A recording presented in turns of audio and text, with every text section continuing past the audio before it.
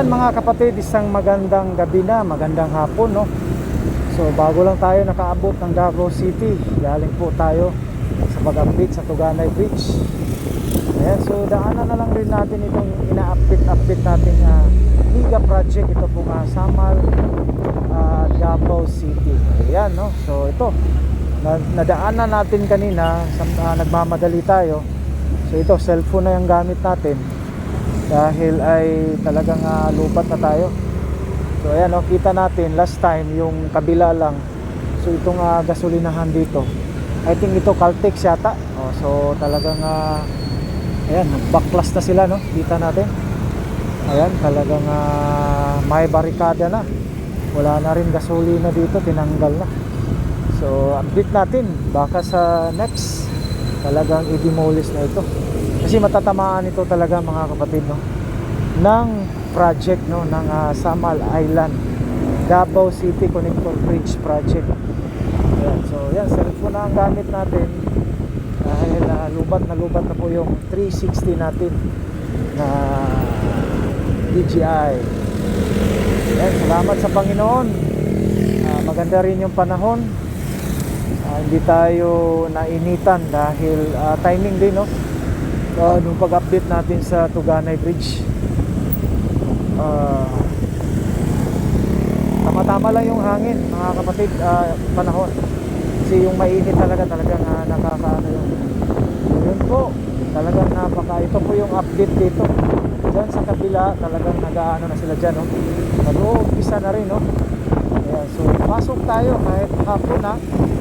So may update tayo every weekend. So yung Sunday, Saturday hindi tayo nakapag-update dito dahil nandun tayo sa Talinan, no? Nag-update tayo sa Mindanao Public Transport Project. So ito naman Samal. So ayan, daanan na rin natin dahil galing tayo ng Tuganay Bridge, Carmen. So isang magandang hapon sa inyong lahat dyan. Ayan. So pasok tayo at daanan na rin natin kung anong ang pagbabago dito.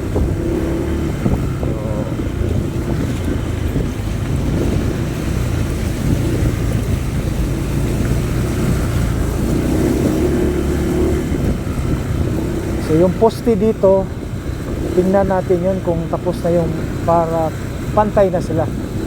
Ayan, so dito last time may mating na kasi yun. Yun, ito po, so hindi ko na makita. Ayan, no, naglagay na sila ng ayan, no, nakalabas na yung poste.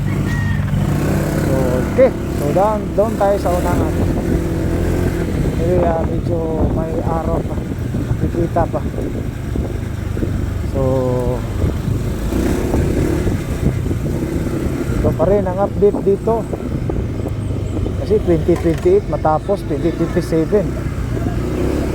So every update dito. Ayan, ito pa rin ang update dito. So yung poste dyan sa may malapit sa dagat, titingnan natin. Ayan, tumaas na. Ayan. So after matapos yung poste na yan, at doon na malapit sa highway yung poste nila. Ayan, no? Kita natin, tapos na yung dalawa, ito na yung sumunod. Ayan. So next week pagbalik natin, katulad na yan noon sa kabila. Ayan, no? Kita natin, di ba? So ang unti-unti siyang tumataas mga kapatid, no? So pasensya na, nagabihan na tayo sa pag-update dahil yun nga, galing tayo sa ibang project, nag-update tayo. So silipin natin itong sa dagat mga kapatid, no? Kung makaya pa natin makita.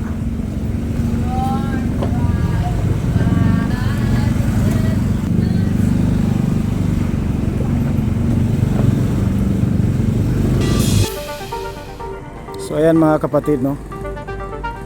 Ayan, yun po ang update. Tumaas na.